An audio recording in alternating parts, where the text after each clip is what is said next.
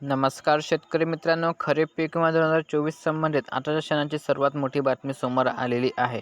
आज रात्री 9 वाजतापासून या जिल्ह्यातील 2 लाख शेतकऱ्यांच्या बँक खात्यामध्ये खरीप पीक विमा 2024 जमा होणार असल्याची माहिती जिल्हाधिकाऱ्यांच्या माध्यमातून देण्यात आली आहे. काय असणाऱ्या सविस्तर बातमी जाणून घेऊया.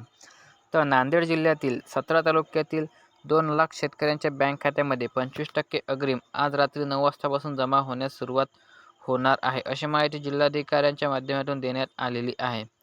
तर ज्या शेतकऱ्यांनी पीक विमा काढला होता आणि नुकसान झाल्याची तक्रार पीक विमा कंपनीकडे नोंदवली होती, अशा शेतकऱ्यांना 25%च्या स्वरूपात अग्रिम हा सरसकट त्यांच्या बँक खात्यामध्ये जमा होण्यास आज रात्री 9 वाजतापासून सुरुवात होणार आहे.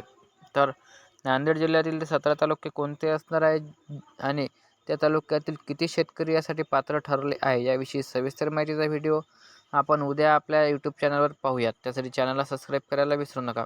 चला तर भेटूया पुढच्या व्हिडिओत. धन्यवाद.